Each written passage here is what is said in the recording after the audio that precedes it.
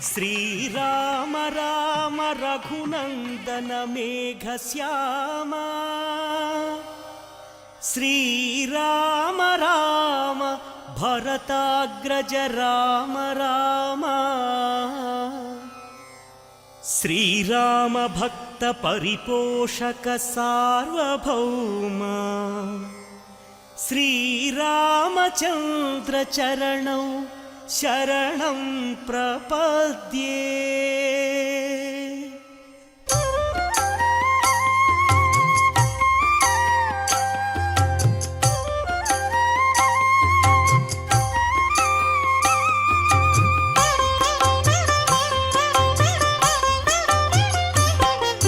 श्रीराम राम आनंदधाम सीता माता मनोभिराम रणरंग भीमा साकेत राम आदर्श मूर्ति। ஓம் நமோ வெங்கடேஷாய கோவிந்தா கோவிந்தா. பக்தர்களே, இதோ திருப்பதியில் இருந்து நேரடி ஒளிபரப்பில் ஸ்ரீ கோதண்டராமசுவாமி வாரினுடைய வருடாந்திர பிரம்மோற்சவத்தை முன்னிட்டு இதோ இந்த இரண்டாம் வேளையிலே, மாலை வேளையிலே, இரண்டாம் நாளில் நாம் சேவித்துக் கொண்டிருப்பது ஹம்ச வாகனத்திலே ராமச்சந்திர பிரபுவை. இதோ சேவிப்போம் அகிலாண்ட கோட்டி பிரம்மாண்ட நாயகா கோவிந்தா கோவிந்தா என்று. கூஜந்தம் ராம ராமேதி மதுரம் மதுராட்சரம் ஆரோக்கிய கவிதா சாகம் வந்தே வால்மீகி கோகிலம் என்று இதோ பகவானை நாம் சேவிப்போம். திருப்பதி ஸ்ரீ கோதண்டராமசுவாமி கோயில் புராணத்தின்படி இலங்கையில் இருந்து அயோத்தியத்திற்கு திரும்பும் வழியில் ராமர், சீதை மற்றும் லக்ஷ்மணர் இந்த இடத்தில் தங்கியிருந்தனர். இதை குறிக்கும் வகையில் இந்த கோவில் அமைந்துள்ளது. பக்தர்களே, இதோ கோதண்டராமசுவாமிக்கு கற்பூர மங்கள நீராஜனத்தை அர்ச்சகர் சுவாமி சமர்ப்பித்துக் கொண்டிருக்கிறார். ராமாய ராமபத்ராய ராமச்சந்திராய வேதசே ரகுநாதாய நாதாய சீதாய பதையே நமஹா என்று ராமச்சந்திர மூர்த்தியை சேவிப்போம். இதோ இந்த திவ்ய அலங்காரத்திலே இதை குறிக்கும் வகையில் இந்த கோயில் அமைந்துள்ளது. 10ஆம் நூற்றாண்டில் சோழர்களால் கட்டப்பட்ட இந்த கோயில் பிற்காலத்தில் விஜயநகர் பேரரசு காலத்தில் மேம்படுத்தப்பட்டது. இக்கோயிலில் மூலவர் திருப்பதி நகரின் மைய பகுதியில் அமைந்துள்ள இந்த கோதண்டராமசுவாமி வாரினுடைய வருடாந்திர பிரம்மோற்சவத்தை முன்னிட்டு இரண்டாம் நாளான இன்று இதோ இந்த மாலை வேளையிலே நாம் ஹம்ச வாகனத்திலே ஸ்ரீ கோதண்டராமசுவாமியை சேவித்து கொண்டுள்ளோம். பக்தர்களே, இதோ அந்த வாகனம் முன்பே கலைஞர்கள், அதாவது சின்ன சின்ன குழந்தைகள் மற்றும் பெரியோர்கள் அனைவரும் அந்த பகவானுடைய கைங்கரியத்தில் ஈடுபட்டு பகவானுடைய திருவருளை பெற்று கொண்டுள்ளார்கள். கரகாட்டம், கோலாட்டம் போன்ற அற்புதமான கைங்கரியங்களோடு அந்த பகவானை நாம் சேவிப்போம். இதோ கற்பூர மங்கள நீராஜனத்தை நாமும் கூட இங்கிருந்தே மனதார தியானிப்போம்.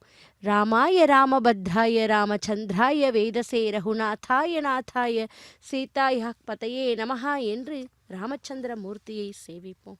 ஹம்ச வாகனத்திலே ராமபிரானை சேவித்து கொண்டுள்ளோம். இன்னும் சற்று நேரத்தில் பவனி வர காத்து கொண்டிருக்கும் கோதண்டராமசுவாமியை சேவிப்போம். அன்ன பக்ஷியானது பாலையும் நீரையும் கலந்து வைத்தால் அதிலிருந்து பாலையும் நீரையும் தனித்தனியாக பிரிக்கக்கூடிய குணமுடையது. அவ்வளவு சிறப்பு வாய்ந்த அந்த அன்ன பக்ஷியை வாகனமாக கொண்டு இதோ ஸ்ரீ கோதண்டராமசுவாமி நமக்கெல்லாம் அற்புதமான காட்சியை தந்து கொண்டிருக்கிறார். பக்தர்களே, அந்த பாலையும் நீரையும் தனித்தனியாக பிரிக்கக்கூடிய தன்மை அன்னப்பறவைக்கு மட்டும்தான் உள்ளது. அப்படி நாமும் கூட நம் மனதிலே இருக்கும் அழுக்கினை, அதாவது கெட்ட எண்ணங்களை போக்கிக் கொண்டு நல்ல எண்ணங்களுடன் அந்த பகவானை சேவித்தால் அவர் நமக்கு அருள் புரிவார். அப்படிப்பட்ட அந்த கோதண்டராமசுவாமியை இதோ நாம் சேவிப்போம். வருடாந்திர பிரம்மோற்சவத்தை முன்னிட்டு இதோ இந்த மாலை வேளையிலே இரண்டாம் நாளான இன்று அந்த பகவானை அம்ச வாகனத்திலே சேவித்து கொண்டுள்ளோம். தச அவதாரத்தில் ராம அவதாரம் மிகவும் சிறப்பு வாய்ந்தது.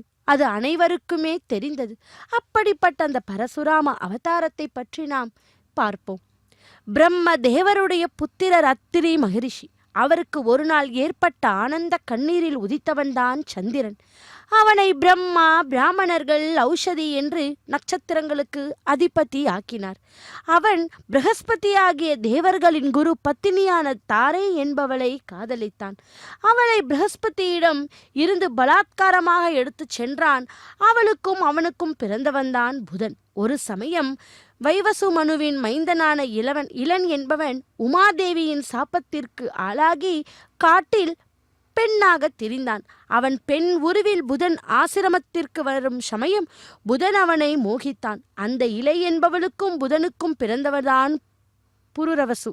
இந்த புருரவசு தேவக்கன்னியான ஊர்வசியை கண்டான். அதனால் அவளும் அவன் இச்சைக்கு இணங்கினான்.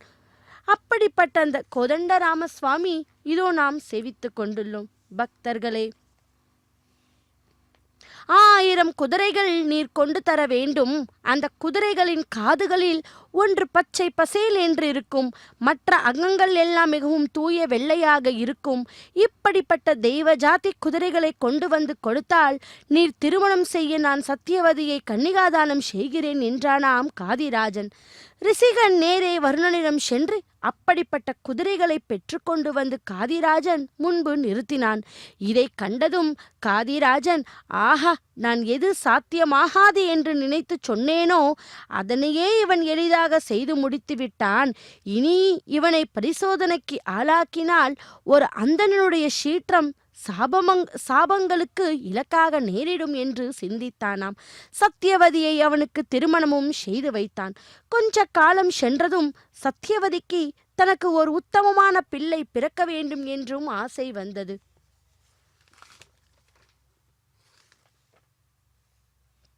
அதே சமயம் சத்தியவதியின் தாய் காதிராஜனுடைய பத்தினிக்கும் அதே ஆசை ஏற்பட்டது.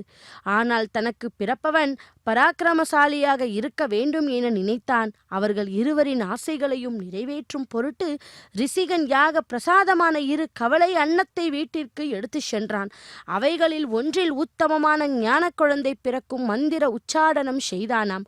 மற்றொன்றில் தன் மாமியார் விரும்பும் பராக்கிரமம் மிகுந்த பிள்ளை பிறக்க வேண்டும் என்று மந்திர ஆவாகனம் செய்தானாம். உத்தமனும் ஞானியும் பிறக்குமாறு ஓதிய முதல் கவலை அன்னத்தை விவரமாக்க சொல்லி சத்தியவதியை உண்ணும்படி சொன்னான். மற்ற ஒன்றை தன் மாமியாரிடம் கொடுக்கும்படியும் சொன்னானாம்.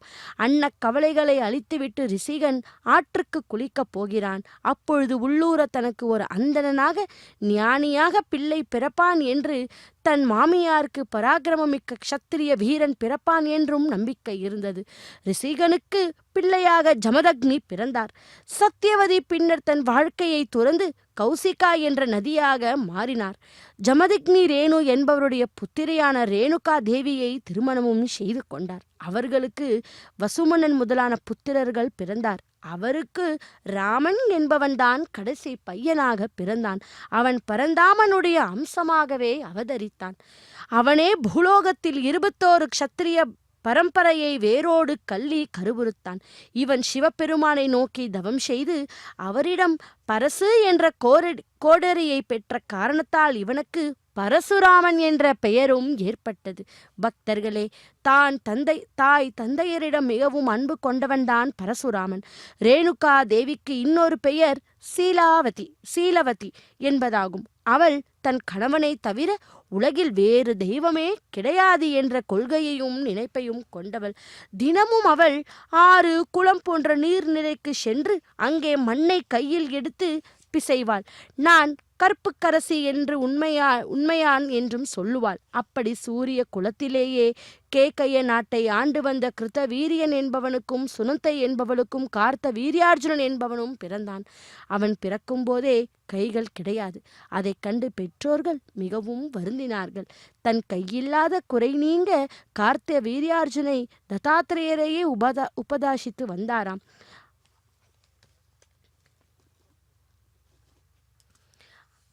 அப்படிப்பட்ட அந்த ஸ்ரீ கோதண்டராம சுவாமியை இதோ நாம் இந்த திருப்பதியில் இருந்து நேரடி ஒளிபரப்பில் சேவித்து கொண்டுள்ளோம். பக்தர்களே, கால சக்கரம் சதா சுழன்று கொண்டிருந்தது. அதில் கிருத்தயுகம், திரேதாயுகம், துவாபர யுகம், கலியுகம் ஆகிய 4 யுகங்கள் ஒன்றன் பின் ஒன்றாக வந்து கொண்டே இருந்தது. இப்பொழுது நாம் கலியுகத்தில் வாழ்ந்து கொண்டிருக்கிறோம் அல்லவா? பல்லாயிரம் ஆண்டுகளுக்கு முன்பு பண்டைய காலத்தில் திரேதாயுகத்தில் ராமாயணம் நிகழ்ந்தது. புண்ணிய நதியாகிய கங்கா நதிக்கு வடக்கே கோசல ராஜ்யம் என்பது ஒன்று இருந்தது. கோசல ராஜ்யத்தை ஆண்டு வந்த அரசர்கள் எல்லோரும் சரி சூரிய குலத்தை சேர்ந்தவர்கள். அவர்களுள் மனு சக்கரவர்த்தி, இஷ்வாகு, ரகு ஆகியவர்கள் குறிப்பிடத்தக்க தகமை வாய்ந்திருந்தவர். கோசல ராஜ்யத்துக்கு அயோத்தியா பட்டணம் தலைமை நகராக திகழ்ந்திருந்தது. சூரிய குலத்து அரசர்களுள் தசரத சக்கரவர்த்தி என்பவர் ஒருவர் இருந்தார். அவர் கீர்த்தி மிக வாய்க்க பெற்றவர். அவர் நெடுங்காலம் செங்கோல் தாங்கி முறையாக நாட்டையும் ஆண்டு வந்தார். தசரதனுக்கு கைகேயி, கோசலை, சுமித்ரை என்று 3 மனைவியர் இருந்தார்கள். மனைவியர் மூலம் இருந்து அவருக்கு குழந்தை இல்லை. குலம் தழைக்க குழந்தையே இல்லையே என்று வருந்தி இக்குறையை அகற்றுவதற்கு ஏற்றதொரு வைதீக சடங்கை செய்வது பொருந்தும் என அவருக்கு தெரிந்ததாம். அப்பொழுதுதான் இலங்கையை ராவணன் என்ற ஒரு அரக்கன் ஆண்டு வந்தான். அவனுக்கு 10 தலைகள் இருந்தன. பேராற்றலை பெறுவதற்காக பிரம்மனை எண்ணி கடுந்தவம் செய்தான். அவன் முன் பிரம்மன் தோன்றினார். கேட்ட வரங்களையும் தந்தார். மிகுந்த வலிமை பெற்ற அவன் தேவர்கள் மீது படையெடுத்தான். அவனை எதிர்த்து நிற்க தேவர்களாலே முடியவில்லை. தோற்றான் ராவணனிடம். வெற்றி கலுப்பில் தேவர்களை துன்புறுத்த தொடங்கினான். ராவணன் கொடுமைகளை தாங்க முடியாத தேவர்கள் அழுது புலம்பினார்கள். தங்களை காப்பாற்றக்கூடியவர் திருமாலே என்று அறிந்தார்களாம். பக்தர்களே, இதோ ஸ்ரீ கோதண்ட ராமசுவாமி வாரினுடைய அந்த ராஜ கோபுரத்தை நாம் சேவித்து கொண்டுள்ளோம். இன்னும் சற்று நேரத்திலே ஸ்ரீ கோதண்ட ராமசுவாமி ஹம்ச வாகனத்திலே எழுந்தருளி பவனி வர காத்து கொண்டிருக்கிறார். இதோ அந்த அற்புதமான மங்களகரமான கைங்கரியத்தை இதோ இந்த மாலை வேளையிலே ஸ்ரீ வெங்கடேஸ்வரா பக்தி தொலைக்காட்சியின் மூலம் சேவித்து கொண்டு பகவானுடைய திருவருளை பெறுவோம்.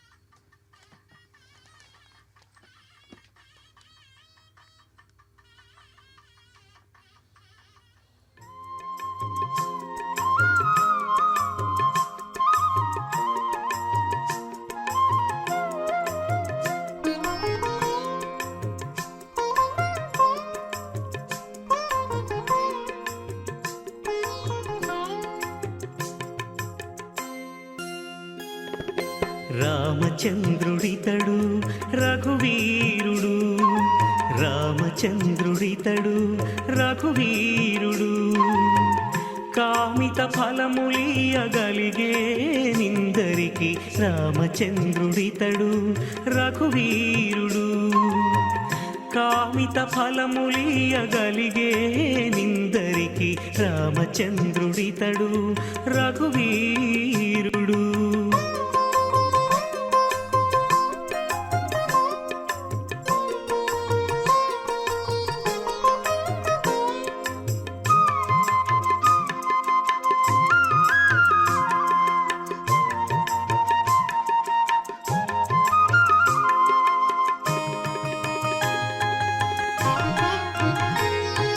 గౌతము భార్యా పాలిటి కామధేను వితడు,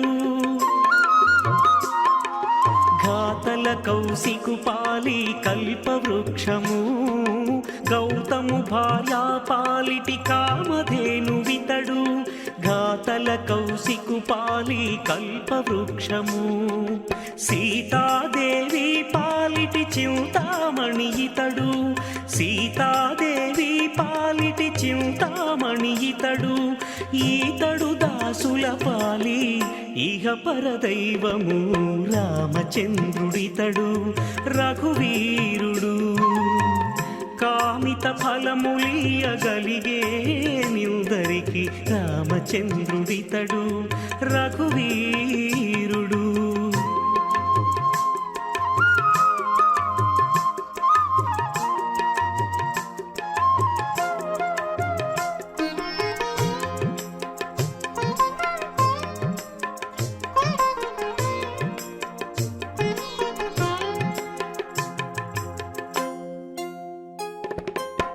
పరగ సుగ్రీవు పాలి పరమ బంధుడీతడు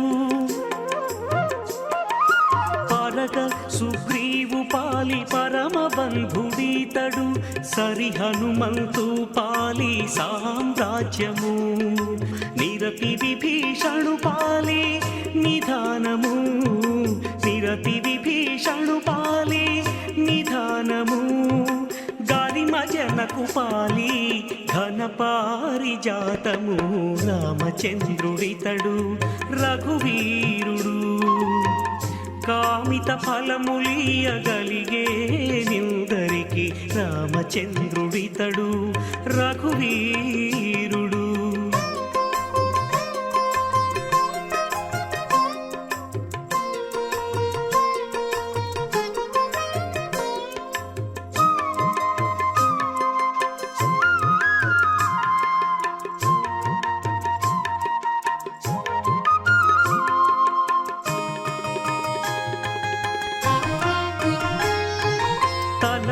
శబరి పాలి తత్వపూరహస్యము అలరి గుహుని పాలి ఆది మూలము తలప శబరి పాలి తత్వపూరహస్యము అలరి గుహుని పాలి ఆది మూలము కలడన్న వారి పాలి కన్నులెదుటే మూరితి కలడన్న వారి పాలి కన్నులెదుటే మూరితి వెలయ శ్రీ వెంకటాద్రి విభుడీతడు రామచంద్రుడితడు రఘువీరుడు రామచంద్రుడితడు రఘువీరుడు కామిత ఫలములియగలిగే నిందరికి రామచంద్రుడితడు ஓம் நமோ வெங்கடேஷாய கோவிந்தா கோவிந்தா. பக்தர்களே, இதோ திருப்பதியிலிருந்து நேரடி ஒளிபரப்பில் நாம் சேவித்து கொண்டிருப்பது ஸ்ரீ கோதண்ட ராமசுவாமி வாரினுடைய வருடாந்திர பிரம்மோற்சவத்தை முன்னிட்டு இதோ இந்த மாலை வேளையிலே ஹம்ச வாகனத்திலே ராமச்சந்திர பிரபுவை சேவித்து கொண்டுள்ளோம். ஹம்ச வாகனத்தில் பகவானை சேவித்தால் ஹம்ச வாகனம் என்பது ஞானத்தின் அடையாளமாகும். இந்த வாகனத்தில் எழுந்தருளி இருக்கும் பெருமாளை சேவித்தால் அறிவு, தெளிந்த சிந்தனை, கலைகளில் தேர்ச்சி மற்றும் மன அமைதியை அருளும். அன்னம், பால் மற்றும் தண்ணீரை பிரித்தறிவது போல வாழ்வில் எது நிலையானது மற்றும் எது நிலையற்றது என்ற விவேகத்தை, ஞானத்தை அடையவும் அறியாமை நீங்கி ஞான ஒளி பெறவும் இது வழிவகுக்கும். அப்படிப்பட்ட அந்த கல்வி மற்றும் கலைகளில் சிறந்து விளங்காகவும் மனக்குழப்பங்கள் நீங்கி தெளிவான முடிவுகளை எடுக்கவும் இந்த தரிசனம் மிகுந்த பலனை தரும். அப்படி நாமும் கூட நம் மனதில் இருக்கும் அந்த அழுக்கினை, அதாவது கெட்ட எண்ணங்களை நாம் நீக்கிவிட்டு பகவானை மிகவும் பக்தி ஸ்ரத்தையுடன் சேவித்தோமானால் நிச்சயம் அந்த பகவானுடைய திருவருளை பெறலாம். எத்ர எத்ர ரகுநாத கீர்த்தனம் தத்ர தத்ர கிருதமஸ்த காஞ்சலிம் பாஷ்பவாரி பரிபூரணலோச்சனம் மாருதீம் நமத ராட்சசாந்தகம் என்று, அதாவது எங்கெல்லாம் ஸ்ரீராமனின் அதாவது ரகுநாதனின் புகழ் பாடப்படுகிறதோ அங்கெல்லாம் சிரமேல் கை கூப்பி பக்தி பரவசத்தால் கண்களில் நீர்மழுக காட்சி தரும் மாருதி ஹனுமன் எவரோ அந்த ராட்சசர்களை அழித்தவரை வணங்குகிறேன் என்றே இந்த ஸ்லோகத்தின் பொருள். அப்படி நாமும் கூட அந்த ராம நாமத்தை ஜபித்து கொண்டு பகவானுடைய அந்த ஹம்ச வாகனத்திலே எழுந்தருளி இதோ பவனி வரும் காட்சியைத்தான் செவித்து கொண்டுள்ளோம். வெற்றி கலிப்பில் தேவர்களை துன்புறுத்த தொடங்கினான். ராவணன் கொடுமைகளை தாங்க முடியாத தேவர்கள் அழுது புலம்பினார்கள். தங்களை காப்பாற்றக்கூடியவர் திருமாலே என்று அறிந்தார்களாம். எல்லா தேவர்களும் ஒன்று சேர்ந்து திருப்பார்கடலை அடைந்தார்கள். பாம்பு படுக்கையில் படுத்திருந்த திருமாலை வணங்கினார்கள். முழுமுதற் கடவுளே, ராவணன் உள்ளிட்ட தீய அரக்கர்களால் உலகமும் துன்பப்படுகிறது. எங்கு வேள்வி நடந்தாலும் அதை அழிக்கிறார்கள். அவர்களின் கொடுமையை எங்களால் தாங்கவே முடியவில்லை. நீங்கள் தான் காப்பாற்றி அருள வேண்டும் என வேண்டினாராம். புன்முறுவல் பூத்தவராக ஹரி சிறிது நேரம் அமைதியாகவே இருந்தார். பூலோகத்தில் தசரத சக்கரவர்த்தி புத்திர காமேஷ்டி யாகத்தை முறையாக நிறைவேற்றி வருவதால் நாராயணன் தாமே அந்த சக்கரவர்த்தியினுடைய 4 புதல்வர்களாக அவதரித்து பூலோகத்தில் ராவணால் நிகழ்ந்து வரும் இன்னல்களை ஒழுங்குபடுத்துவதாகவும் பகவான் உறுதி கூறுகிறார். இதை கேட்ட தேவர்கள் மகிழ்ச்சி அடைந்தார்கள். திருமாலை வணங்கிவிட்டும் புறப்பட்டார்கள். அங்கே தசரதன் அமைச்சர்களை அழைத்து குளம் தலைக்க தனக்கு மகன் பிறக்க வழி சொல்ல வினவினான். அவர்கள் புத்திர காமேஷ்டி யக்ஞம் செய்தால் உங்களுக்கு பிள்ளை பிறக்கும் என்று சொன்னாராம். அந்த யாகத்தை முறையாக நிறைவேற்ற வல்லவராக ரிஷ்யஸ்ருங்கர் என்னும் முனிவர் ஒருவர் இருந்தார். அச்சான்றோரை செங்கோல் தாங்கிய மன்னர் பக்தி பூர்வமாக அணுகினார். முனிவரும் மன்னனுடைய வேண்டுதலுக்கு மகிழ்வுடன் சம்மதம் கொடுத்தார். புத்திர காமேஷ்டி யாகம் முனிவரின் முன்னிலையில் துவங்கியது. வேள்வி தீயிலிருந்து தேவன் ஒருவன் வெளியே வந்தான். அவன் கையில் பொற்கிண்ணம் ஒன்று இருந்தது. அந்த கிண்ணத்தை தசரதனிடம் தந்துவிட்டே மறைந்தானாம். மகிழ்ந்த தசரதன் கிண்ணத்தில் இருந்த பாயசத்தை மனைவியிடம் தந்தான். அவர்களும் அதை பக்தியுடன் அருந்தினார்கள். வேள்வியின் விளைவாக அவர்கள் மூவரும் கருவுற்றனர். கோசலை ராமனையும் கைகேயி பரதனையும் மகனாக பெற்றார்கள். சுமித்ரைக்கு இலக்குவன் சத்ருக்னன் என்ற 2 மகன்கள் பிறந்தனர். 4 மகன்கள் பிறந்ததை எண்ணி பெரிதும் மகிழ்ந்தார் தசரதன். அயோத்தி மாநகரமே விழா கோலமாக பூண்டது. இளவரசர்கள் 4வரும் எந்த குறையும் இல்லாமல் வளர்ந்து வந்தார்கள். ராமனுக்கு நெருக்கமாக லக்குவன் இருந்தான். அதேபோல் பரதனுக்கு சத்ருக்னனும் இருந்தான். முனிவர் வசிஷ்டரிடம் இளவரசர்கள் 4வரும் கல்வி கற்றனர். நற்பண்புகள் அனைத்தும் நிறைந்தவர்களாக விளங்கினார்கள். படைக்கல பயிற்சிகள் அனைத்திலும் தேர்ச்சி பெற்றார்கள். அவர்களின் தலை சிறந்தவனாக ராமன் விளங்குகிறான். நற்பண்புகள் நிறைந்த அவன் பெரியவர்களை மதித்தான். எல்லோரிடமும் அன்பு காட்டினான். தன்னால் இயன்ற உதவிகளை பிறருக்கு செய்தான்.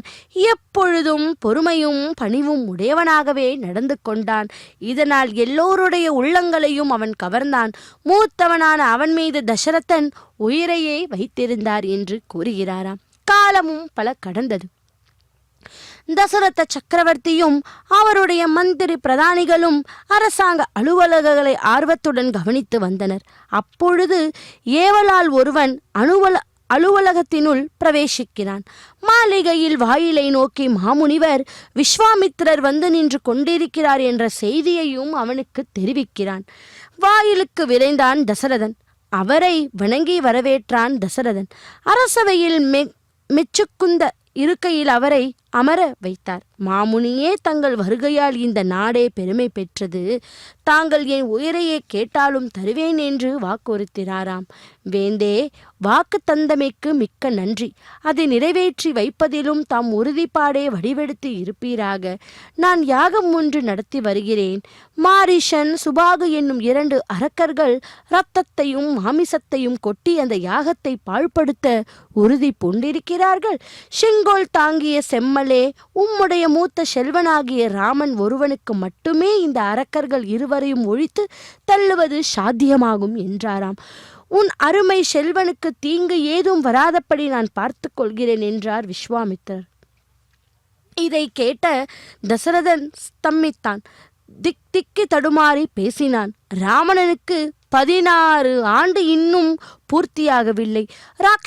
ராட்சசர்களை எதிர்த்து போரிடும் அனுபவம் இந்த இளம் கன்றுக்கு இன்னும் வரவில்லை. உங்களுக்கு துணையாக நான் வருகிறேன். அந்த அரக்கர்களை நானே அழிக்கிறேன் என்றாராம் தசரதன். தசரதனே, உன் துணை எனக்கு வேண்டாம் அப்பா. ராமர் யார் என்பது உனக்கு தெரியாது. அவன் வலிமையும் நீ அறிய மாட்டாய். என்னுடன் அவனை அனுப்ப முடியுமா முடியாதா என்று கண்களில் கோப சிவப்புடன் கேட்டார் அவர். உயிருக்கும் மேலான ராமனை பிரிவதா, அல்ல முனிவரின் கோபத்திற்கு தான் ஆளாவதா, என்ன செய்வது என்று குழம்பினார் தசரதன். குலகுருவான வசிஷ்ட முனிவர், அரசே, விஸ்வாமித்திரருடன் ராமனை அனுப்பி வையுங்கள். ராமனின் பெருமை உலகமே அறிய வாய்ப்பு கிடைத்துள்ளது. இதனால் நன்மையே விளையும் என்றார். பிரவணம் வந்தே ஹரம்யஜாமாதரம் முனிம் லக்ஷ்மீநாதமாரம்பா குணபத்யமாவத்வதாச்சாரியபரியந்தா வந்தே குரு பரம்பரா பதாம்புஜயுக்மருக்மஹ்வியாமாவதத்ததிராணிருணாயமேனே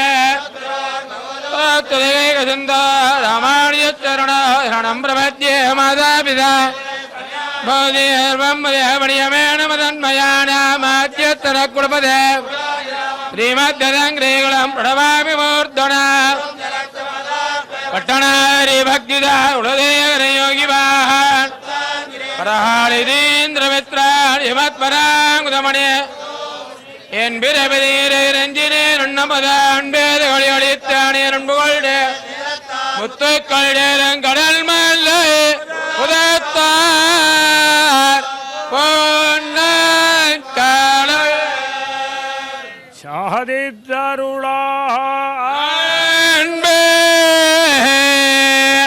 தகழியா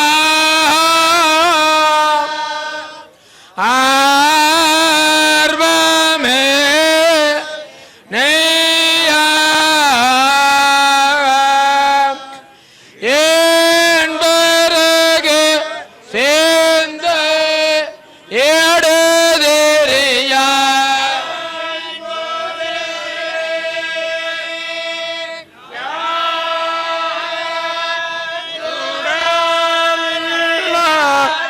கேட்டு நாரணர் ஞான தமிழ் புரந்தானார்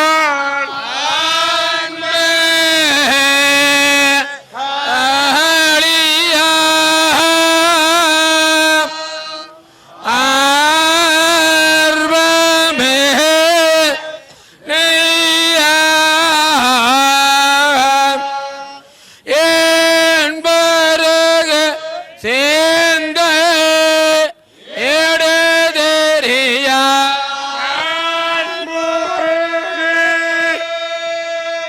ஞான சுடர் இலக்கே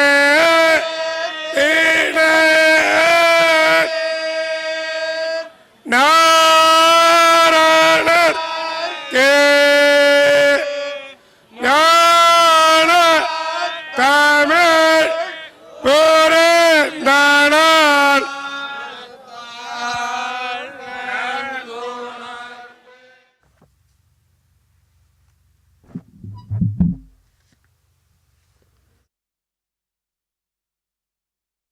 ஷாயா கோவிந்தா கோவிந்தா. பக்தர்களே, திருப்பதியில் இருந்து நேரடி ஒளிபரப்பில் ஸ்ரீ கோதண்ட ராமசுவாமி வாரினுடைய வருடாந்திர பிரம்மோற்சவத்தை முன்னிட்டு இதோ இந்த மாலை வேளையிலே நாம் சேவித்து கொண்டிருப்பது ஹம்ச வாகனத்திலே பகவானை. இதோ ஹம்ச வாகனத்திலே நமக்கெல்லாம் காட்சியை தந்து கொண்டிருக்கும் ஸ்ரீ கோதண்ட ராமசுவாமியை சேவித்து கொண்டுள்ளோம். இதோ பவனி வரும் காட்சியை சேவிப்போம். அர்ச்சக்கர் சுவாமி கற்பூர மங்கள நீராஜனத்தை சமர்ப்பித்து கொண்டிருக்கிறார், சேவிப்போம். ஸ்ரீராமம் ரகுகுல திலக்கம் சிவதனு சாக்ரீஹத சீதா ஹஸ்தகரம் அங்குல்யபரணா சோபிதம் சூடாமணி தர்ஷனகரம் ஆஞ்சநேயம் ஆஸ்ரயம் வைதேகி மனோகரம் வானர சைன்ய சேவிதம் சர்வமங்கள காரியானுகூலம் சததம் ஸ்ரீராமச்சந்திர பாலயமாம் ஸ்ரீராம ஜெய ஜெய ராமா என்று அந்த ராமச்சந்திர பிரபுவை சேவிப்போம். ராமனை அனுப்ப தசரதன் தயக்கத்துடன் ஒப்புக்கொண்டாராம். ராமணனும் லக்குவனும் அரசவைக்கு வந்திருந்தார்கள். முனிவர் விஸ்வாமித்திரரின் திருவடிகளை வணங்கினார்கள்.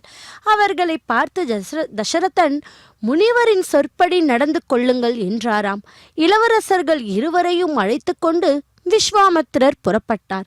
மகரிஷியும் ராமனும் லக்ஷ்மணனும் முதல் இரவை சரையு நதிக்கரை ஓரத்தில் கழித்தனர். அப்பொழுது இளைஞர்கள் இருவருக்கும் பலம் அதிபலம் என்னும் 2 மந்திரங்கள் உபதேசித்தனர். இந்த மந்திரங்கள் ஜபித்த பின் வாயிலாக மானுடன் ஆயாசத்தையும் பசியையும் தாகத்தையும் சிரமமின்றி சமாளிக்க முடியும். குருவை அணுகியதன் விளைவாக இவர்கள் பெற்ற முதல் பேறு இதுவாகும் என்றாராம். போகும் வழியில் குருவும் சிஷ்யர்களும் இங்குதான் சிவனார் மன்மத தகனம் செய்தார் என்பது ஐதீகம். அடுத்தபடியாக குருவும் சிஷ்யர்களும் அடர்ந்த அடவி ஒன்றை கடந்து போக நேர்ந்தது. அந்த அடவியில் தான் தாடகையும் அவளுடைய தனையன் மாரிசனும் வசித்து வந்தனர். அவர்கள் அசாதாரணமான வலுவு படைத்த அந்த பயங்கரமான அரக்க பிரகிருதிகள் ஆவார். விரும்பிய மாத்திரத்திலே வேண்டியவாறு வடிவங்களை மாற்றிக்கொள்வது அவர்களுக்கு சாத்தியம்.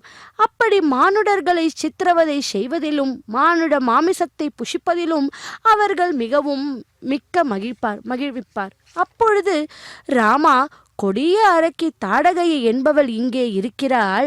மாயங்களில் வல்லவர்களாகிய மாரிஷனும் சுபாகுவும் அவர்களின் மகன்கள். அவர்கள் செய்யும் கொடுமைகளுக்கு அளவே இல்லை. எங்கள் வேள்வியில் இறைச்சியையும் குருதியையும் கொட்டுகிறார்கள். வேள்வி செய்பவர்களை அடித்து விரட்டுகிறார்கள். அரக்கி தாடகையை உன்னால் தான் கொல்ல முடியும். அதற்காகவே உன்னை நான் அழைத்து வந்தேன் என்றார் முனிவர். தங்கள் கட்டளை எதுவானாலும் நிறைவேற்றுவேன் என்றார் ராமன். ராமனும் குரு ஆணையை நிறைவேற்றத் தொடங்கினான். தன்னுடைய வில்லுக்கு நான் ஏற்றி அதில் அவன் ஓசையை கிளம்பினான். இந்த ஓசையை கேட்ட மாத்திரத்திலே வனத்தில் வசித்து வந்த உயிர் வகைகள் மருண்டு போய் நாலா பக்கமும் ஓட்டம் பிடித்தன. தான் வசித்து வந்த குகையினின்றி தாடகை கோப ஆவேசத்துடன் கிளம்பி வந்தாள். அரை கூவுதல் எங்கிருந்தோ கிளம்பற்றோ அங்கு அவள் கர்ஜித்து கொண்டு வானவெளியில் பாய்ந்தாளாம். மானுட உருப்படிகள் 3 அவள் கண்ணுக்கு தெரிந்தது. அக்கணமே அவைகளை கசக்கி கொன்று விழுங்குவிட அவள் தீர்மானித்தாள். அம்மூன்றும் சேர்ந்து தனக்கு நல்லதொரு நச்சு தீனியாகும் என்று எண்ணினாள். அப்பொழுது கழுகு வானத்திலிருந்து முயலின் மீது மோதுவது போன்ற மூவரின் மீதும் தாடகை விரைந்து பாய்ந்தாள். அங்கனம் வானத்தினின்று நிலத்தை நோக்கி சீறி வந்த அரக்கியை ராமபானம் நடுவழியில் சந்தித்தது.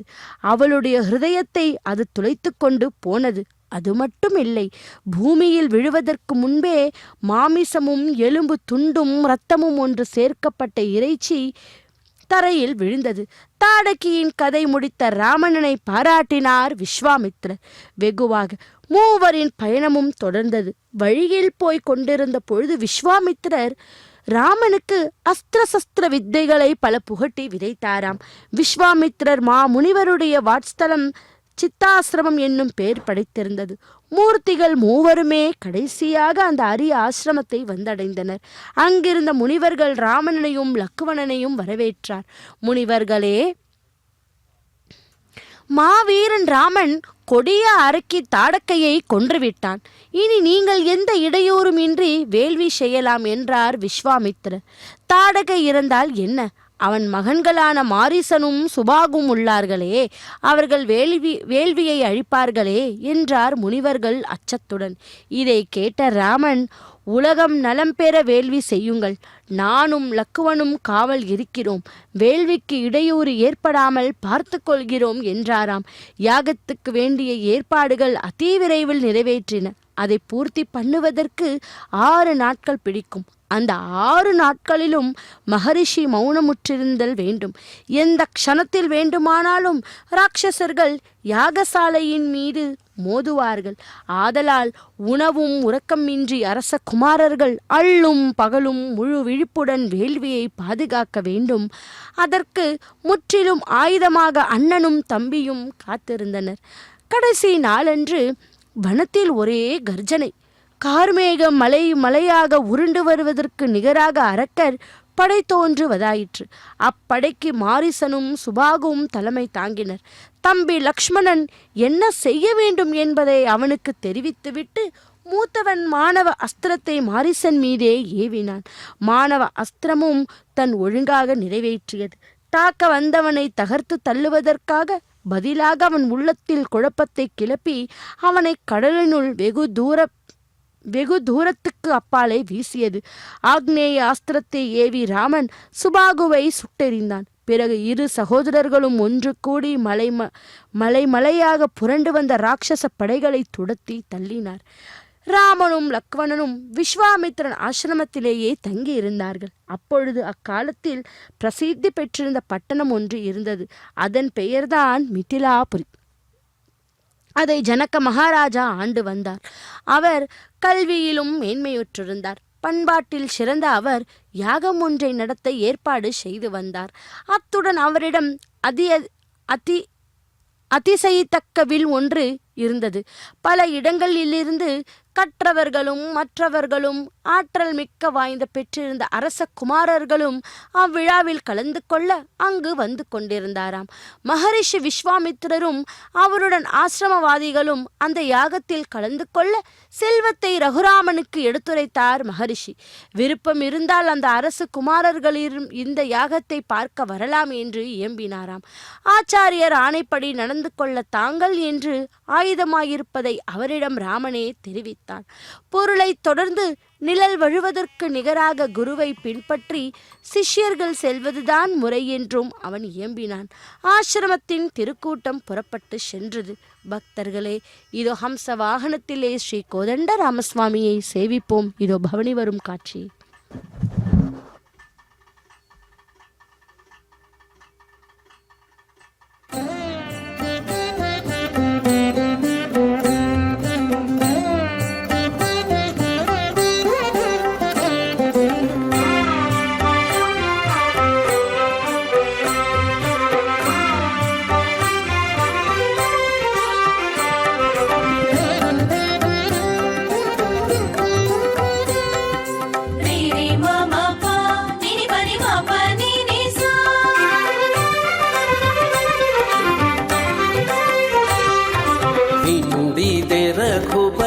విజయములు వినుడిదే రఘుపతి విజయములు పనుపడి రాక్షస బాధలుడిగెను.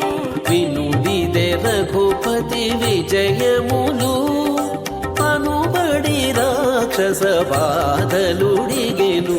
వినుడిదే రఘుపతి విజయములు పనుబడి రాక్షస బాధలుడిగెను. వినుడిదే రఘుపతి విజయములు వినుడిదే రఘుపతి విజయములు.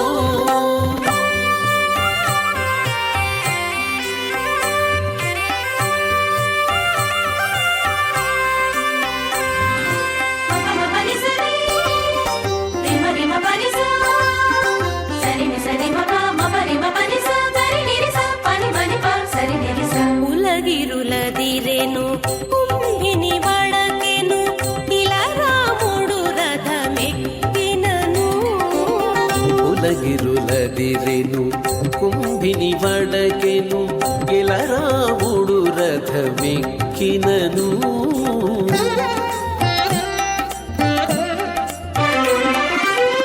కలగే వారిధులు కంపించే జగములు కలగే వారిధులు కంపించే జగములు పలువిలు నమ్ములు వట్టినను.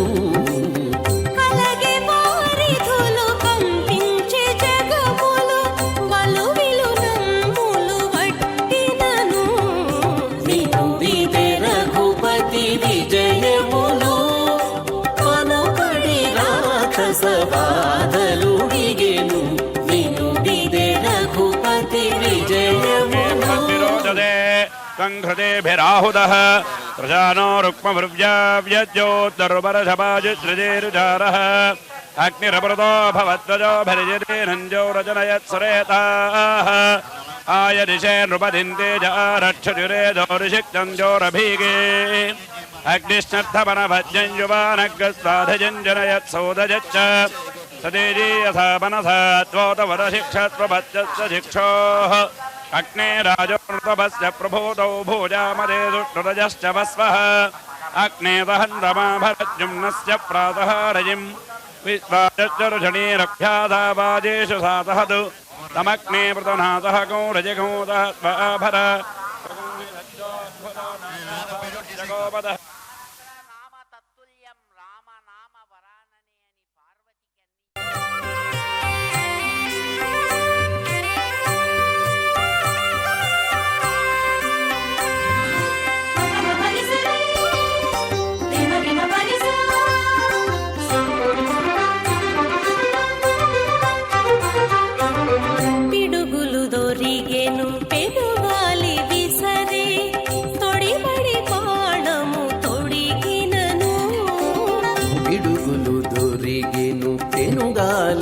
సరే తొడిబడి బాణము తొడిగినను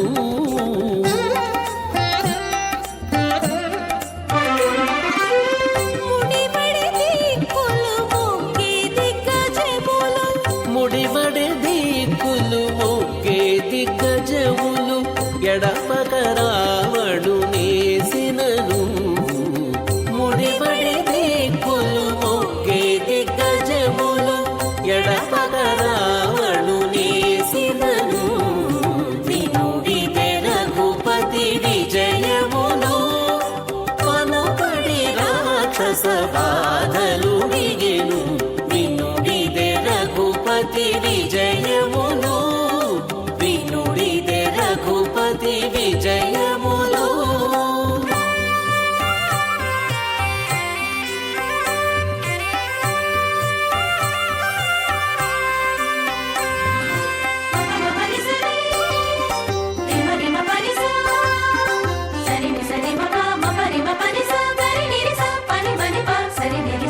చుక్కలు డుల్లెను సృక్కి భూతములు తొక్కి అసుర తలదుంచినను చుక్కలు డుల్లెను సృక్కే భూతములు తొక్కి అసురతల దుంచినను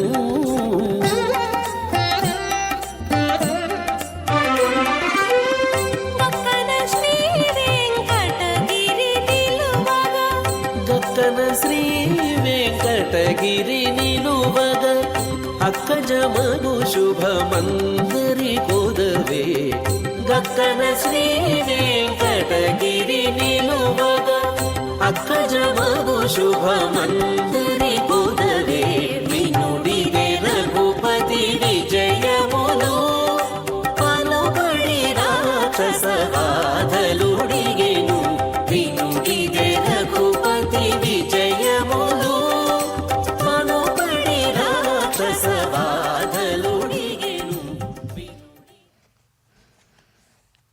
ஓம் நமோ வெங்கடேஷாய கோவிந்தா கோவிந்தா. பக்தர்களே, ஸ்ரீ கோதண்டராமசுவாமி வாரினுடைய வருடாந்திர பிரம்மோற்சவத்தை முன்னிட்டு இதோ இந்த மாலை வேளையிலே ஹம்ச வாகனத்திலே ராமச்சந்திர பிரபுவை சேவித்துக் கொண்டுள்ளோம். கார்மேகம் போன்றவரும் மின்னல் போன்ற வஸ்திரம் அணிந்தவரும் மனோஜானமான ஷரீரமுள்ளவரும் விஷாலமான கண்ணுடையவரும் யவ்வனமுள்ளவரும் அதி சுந்தரரும் சீதை லக்ஷ்மணன் இவர்களுடன் கூடியவரும் ஜடா மகுடங்களால் சோபிக்க இருப்பவரும் கத்தி அம்புரை வில் பானம் இவைகளை கைகளில் உடையவரும் அசுரர்களை சம்ஹரிப்பவரும் திருட்டு பயத்தையும் அரசர்களால் ஏற்படும் பயத்தையும் சத்துருக்களால் ஏற்படும் பயத்தையும் போக்குபவரும் ரகுபதியும் கோபம் அடைந்தவரும் பிரளய காலாக்னி போன்ற காந்தி உள்ளவரும் மரவுரி மான்தோல் தரித்தவரும் விபூதி பூசின ஷரீரமுடையவரும் காது வரையிலும் இழுக்கப்பட்ட பானம் பூட்டிய வில்லுடன் கூடின அழகான கையை உடையவரும் தீக்ஷணமான பான வருஷத்தால் ராவணன் முதலிய சத்துருக்களை சம்ஹரித்தவரும் மகாவீரரும் இந்திர ரதத்தில் இருப்பவரும் லக்ஷ்மணர் முதலிய சகோதரர்களும் ஹனுமான் முதலியவர்களும் சுழ விளங்குபவரும் மலை மரங்களை ஆயுதமாக கையில் கொண்டு குரூரமான ஹுங்கார சப்தம் செய்பவர்களும் பூ பூ என்ற சப்தம் போடுகிறவர்களும் யுத்தத்தில் ராவணனை பிடிக்க ஓடுகிறவர்களும் ஆகிய சுக்ரீவன் முதலிய வானவர்களுடன் கூடியிருப்பவருமான ஸ்ரீராமா, உம்மை தியானிக்கிறேன். என் சத்ரு கூட்டங்களை கொள்ள வேண்டும். பூத பிரேத பிசாசங்களை சீக்கிரமாக நாசம் செய்ய வேண்டும் என்று இந்த ராம கவச்சத்தை நாம் தியானிப்போம். பக்தர்களே, ஸ்ரீராமன் சிரசிலும் ரகுவம்சத்தில் ஜனித்தவர், கீழ் பக்கத்திலும் ரகுவீரர் தென் பாகத்திலும், பரிசுத்தர் மேல் புறத்திலும், ரகுபதி வடப்புறத்திலும், தசராத்மஜர் நெற்றியிலும்,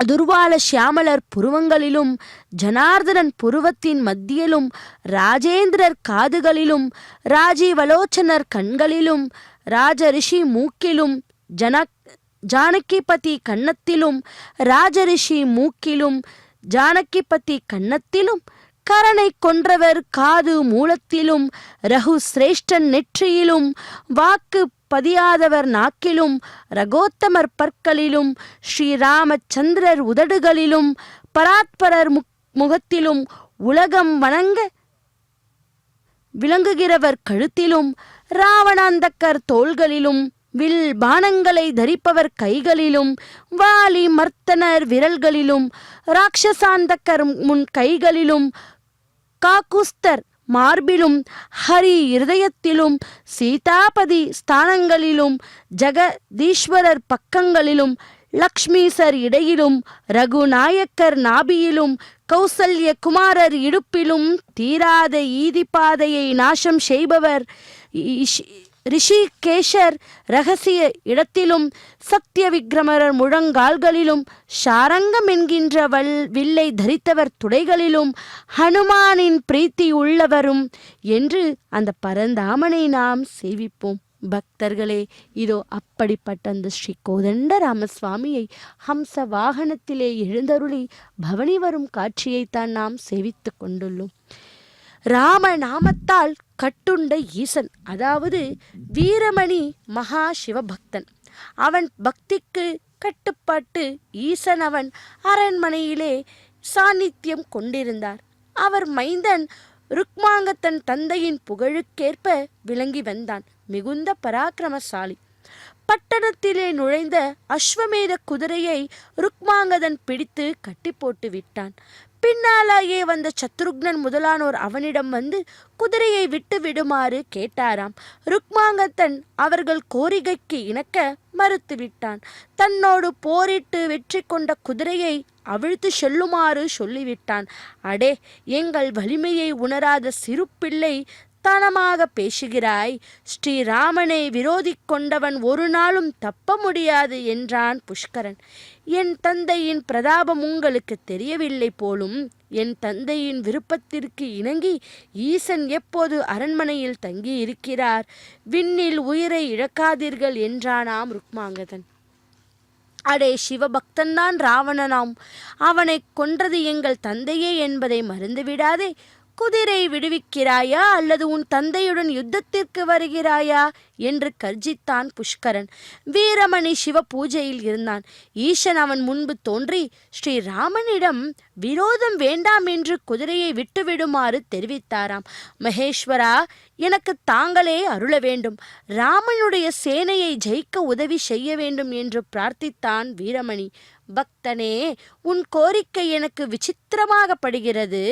பேதமையால் நீ இவ்வாறு கேட்கிறாய். யார் யாரை எதிர்ப்பது?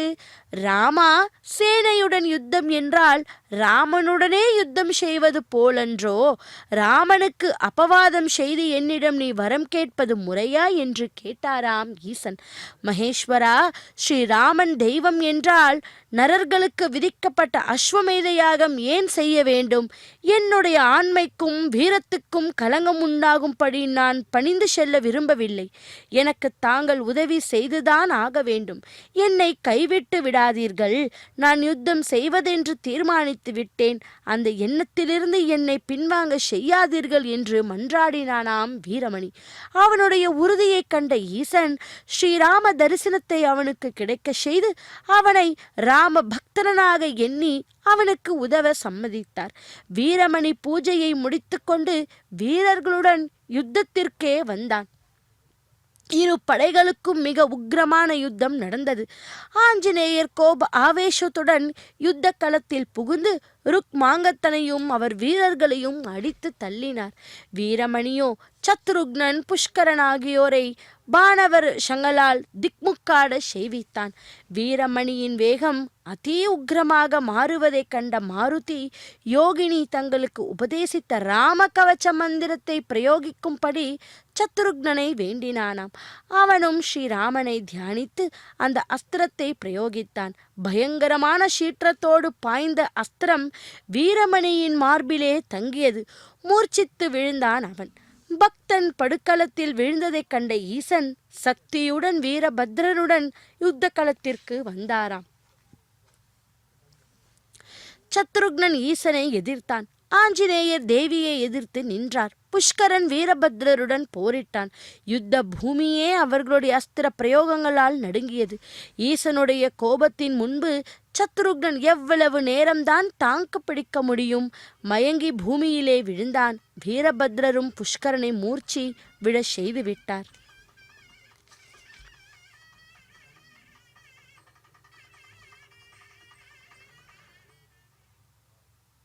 ఎదురా రఘుపతికి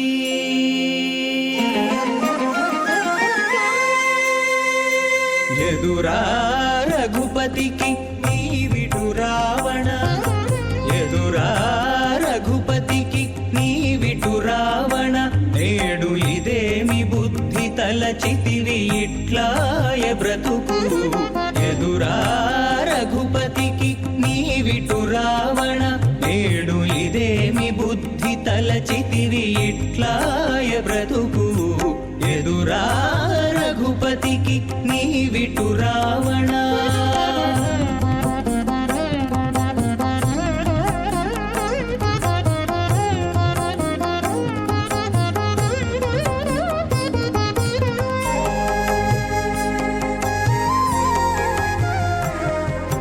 హరుని పూజలు నమ్మి హరితో మార్కొనగ విరసమై కూలితివి వెర్రి రావణ హరుని పూజలు నమ్మి హరితో మార్కొనగ విరసమై కూలితివి వెర్రి రావణ వరుసతోడ బ్రహ్మవరము నమ్మి వరుసతోడ బ్రహ్మవరము నమ్మి రాము శరణనకుండగానే రాము శరణనకుండగానే సమస్యగా కులము వరుసతోడ బ్రహ్మవరము నమ్మి రాము శరణనకుండగానే సమస్యగా కులము ఎదురా రఘుపతికి నీవిటు రావణ నేడు ఇదేమి బుద్ధి తలచితివి ఇట్లాయ బ్రతుకు ఎదురా రఘుపతికి నీవిటు రావణ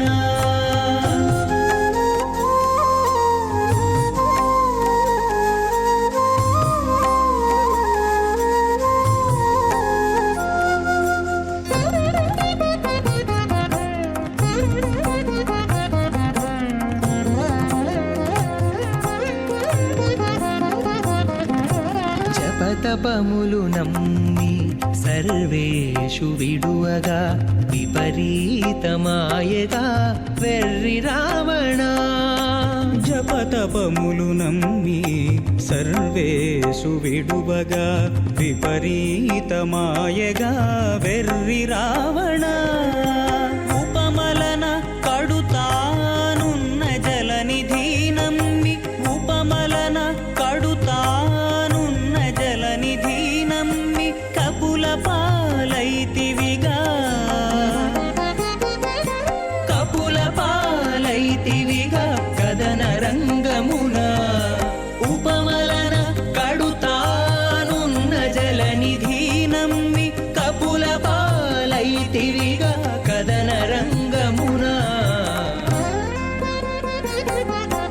ఎదురా రఘుపతికి నీవిటు రావణ నేడు ఇదేమి బుద్ధి తలచితివి ఇట్లాయ బ్రతుకు ఎదురా రఘుపతికి నీవిటు రావణ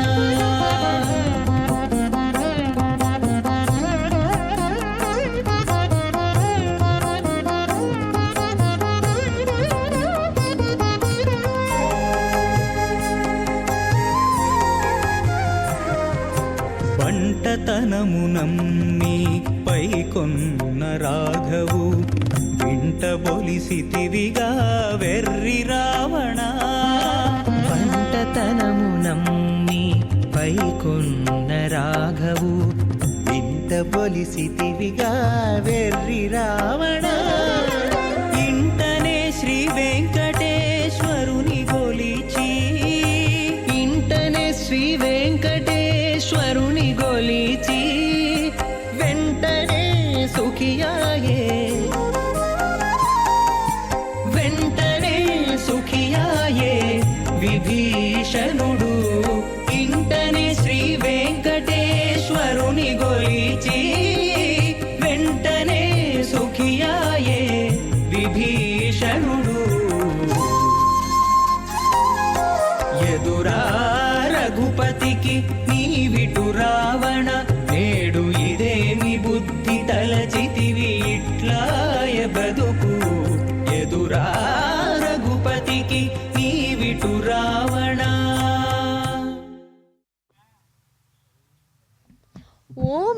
வெங்கடேஷாய.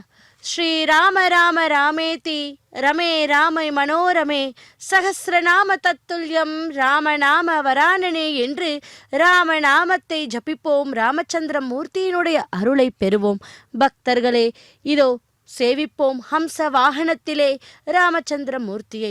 ஸ்ரீ கோதண்ட ராமசுவாமி வருடாந்திர பிரம்மோற்சவத்தை முன்னிட்டு 2ஆம் நாளான இன்று இந்த மாலை வேளையிலே ஹம்ச வாகனத்திலே பவனி வரும் காட்சியைத்தான் நாம் சேவித்துக் கொண்டுள்ளோம்.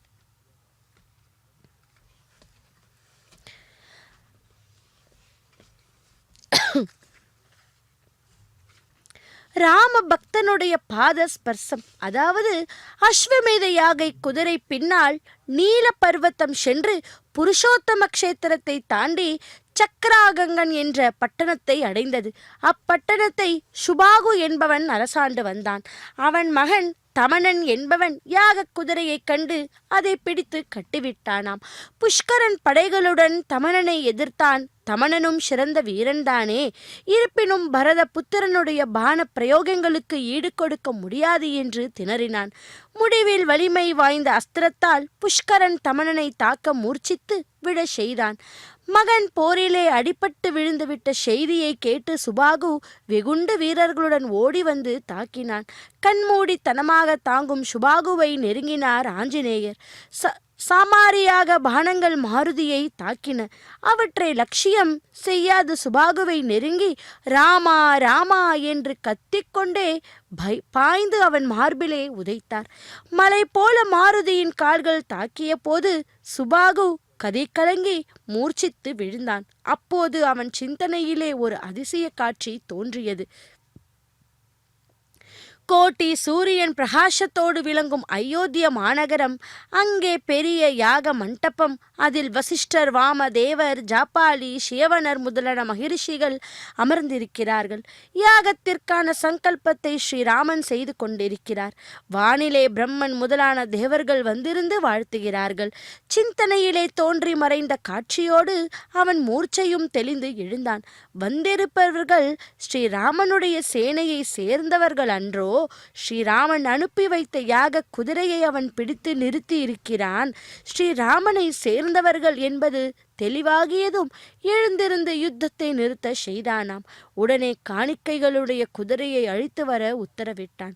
ஸ்ரீராமனுடைய சேனையை அறியாது தான் சண்டையிட்டது ஏன் என்பது சுபாகுவுக்கு விளங்கவில்லை. அதை பற்றி யோசனையில் ஆழ்ந்த போது முன்னர் ஒரு சமயம் நடந்த சம்பவம் அவன் நினைவுக்கு வந்தது. என்ன தெரியுமா? அப்போது சுபாகு தீர்த்த யாத்திரை சென்றிருந்தான். ஓரிடத்தில் அசிதாங்கர் என்ற முனிவர் ராமநாமத்தை ஜபித்து கொண்டிருப்பதை கண்டான். அவரை அணுகி வணங்கினான். மகரிஷே, தாங்கள் ஏதோ ஒரு ஜபம் செய்து கொண்டிருக்கிறீர்கள், அது என்ன ஜபம் என்று கேட்டானாம்.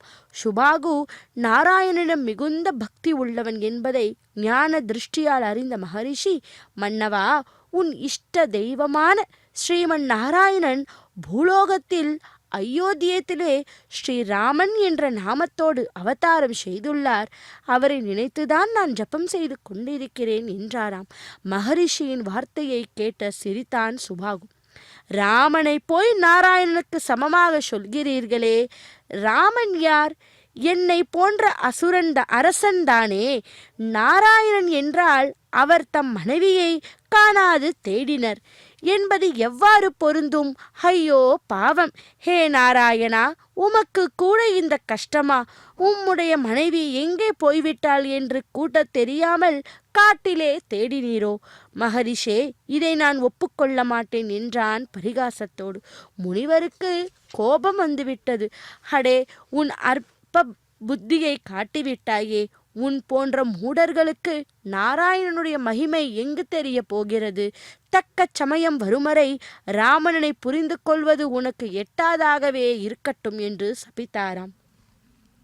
அசிதாங்கருடைய சாபத்தின் காரணமாகவே முதலில் ஸ்ரீராமனுடைய சேனையை தான் உணர முடியவில்லை என்று தோன்றியது சுபாகுவுக்கு. ராம பக்தனான ஆஞ்சநேயருடைய பாதங்கள் அவன் மார்பிலே பட்டதும் உள்ளத்திலே நிறைந்த அஞ்ஞானம் நீங்கிவிட்டது. ஸ்ரீராமனை அவனால் உணர முடிந்தது. குதிரையையும் காணிக்கைகளையும் சத்ருக்னனிடம் ஒப்புவித்து அவனை நமஸ்கரித்தான் சுபாகு. அவன் மகன் தமனும் மற்றோர் உள்ளரும் அவனை தொடர்ந்து வணங்கினார். ராம சகோதரா, இன்றுதான் நான் பாக்கியம் பெற்றவனானேன். ராம பக்தனான ஆஞ்சநேயருடைய திருப்பாதங்கள் என் கண்களை திறந்துவிட்டன. ஸ்ரீராமனுடைய தரிசனம் கிடைக்கப் பெற்றேன். உங்களை துன்பத்துக்குள்ளாகியதற்காக நான் வருதுகிறேன். என்னை மன்னிக்க வேண்டும் என்று வேண்டினாராம். பின்னர் ஆஞ்சநேயரை நெருங்கி ராமநாம ஜபத்தால் தேகம் எங்கும் ஸ்ரீராமனை அனுபவிக்கும் அந்த சுந்தர புருஷனுடைய மேனியை தழுவி ஆனந்தப்பட்டான். தமனனை ஆட்சி பீடத்தில் அமர்த்தி பரிபாலனத்தை ஒப்புவித்து ஸ்ரீராமனுக்கு சேவை செய்ய சுபாகு அவர்களுடன் புறப்பட்டு விட்டான். யாக குதிரை முன் செல்ல சத்ருக்னன் முதலானோர் பின்னால் வந்து கொண்டிருந்தனர். திடீரென்று பெருங்காற்று வீசியது. எங்கும் ஒரே புழுதி மயம். அந்த காற்று சுழந்த போது குதிரையை காணவில்லை. ஆஞ்சநேயர் குதிரை சென்று விட்டதை கண்டுவிட்டு வித்யுனமாலி என்ற அரக்கன் அவன் வந்த குதிரையை கவர்ந்து செல்வதைக் கண்டு அவனை துரத்தினார். அரக்கனோ மாய ஜாலங்களால் பற்பல அஸ்திரங்களை ஏவி ஆஞ்சநேயர் தன்னை நெருங்குவதை தடுக்க முயன்றான். புஷ்கரனும் சத்ருக்னனும் அநேக பானங்களால் அரக்கனை தொடர்ந்தார். ஸ்ரீராமனின் பாதார விந்தங்களை தியானித்து அதையே சத்தியமாக நினைத்து வருவது உண்மையானால் அரக்கனை அழிக்கட்டும் என்று ஸ்ரீராமனை தியானித்து அஸ்திரத்தை பிரயோகித்தான் சத்ருக்னன். இமை பொழுதில் அந்த அஸ்திரம் அரக்கனுடைய மாயை அழித்து அவனுடைய உயிரையும் கவர்ந்தது. பயங்கரமாக அலறிக்கொண்டு கீழே விழுந்தான் அரக்கன். மாருதி குதிரையை விட்டு வந்து சத்ருக்னிடம் ஒப்படைத்து வணங்கினார். அவர்கள் மறுபடியும் தொடங்கியது. ஹேமக்கூடம் என்ற இடத்திற்கு அவர்கள் வந்து சேர்ந்தனர்.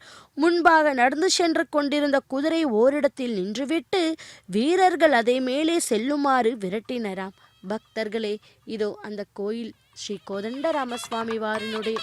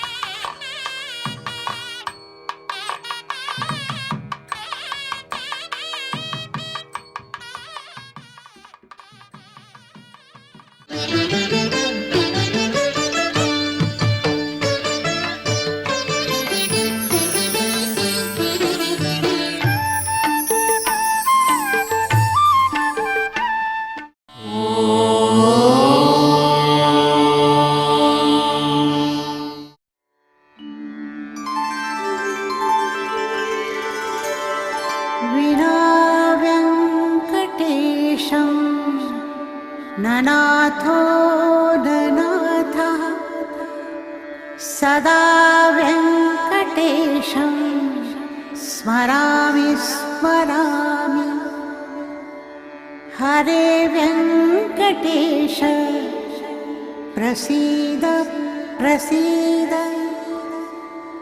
प्रियं वेङ्कटेश प्रयच्छ प्रयच्छ